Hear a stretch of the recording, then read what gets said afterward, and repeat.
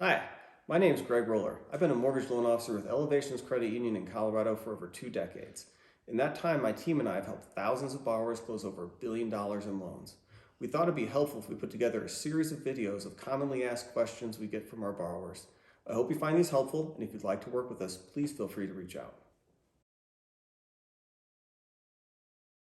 When people ask me what my rates are today, I usually respond by asking them if they know what points are and how points work.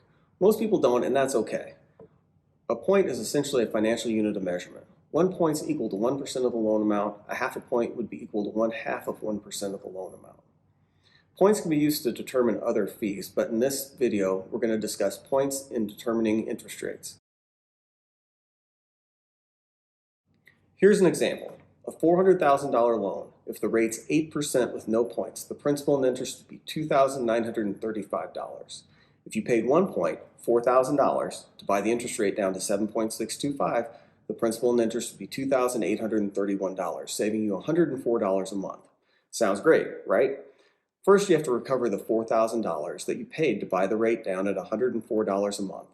This takes 38 and a half months. If you don't keep the loan longer than 38 and a half months, you lost money by paying points to buy down the interest rate.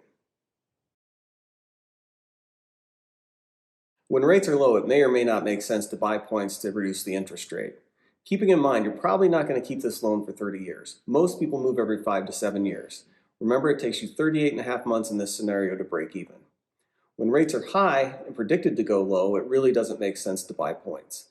Most experts agree that rates will come down in the next 12 to 24 months, and that people that are buying now will more than likely be refinancing. If you do that, you would lose money by paying points in this scenario. As with a lot of things in this life, there's exceptions to every rule. Let's say you've negotiated a credit from the seller, or maybe your job's moving you and you have a relocation credit from your employer. Let's say the credit's $8,000 in this scenario. Your closing costs are about $3,200. Your prepays for taxes and insurance are about $2,000. The credit can only be used for closing costs and prepaid, so in this scenario, you'd have $2,800 left over that you could buy points with. With $2,800, you could buy the interest rate down to 7.75 and reduce your monthly payment $44 a month by using other people's money. One last thing on points. In the same scenario, a $400,000 loan, if the par rate is 8% with 0 points. Say you have enough money for your down payment, but you're having trouble covering your closing costs and prepaids. You could increase the rate to 8.5% and receive a $4,000 credit from the lender to cover your closing costs and prepaids. In this scenario, your payment would go up $141 a month, and you would exceed that $4,000 after 28 months. It may benefit you to do this, though, if you're planning on refinancing in the next 12 to 24 months. I hope this has helped. As always, if you'd like to work with us, please feel free to reach out.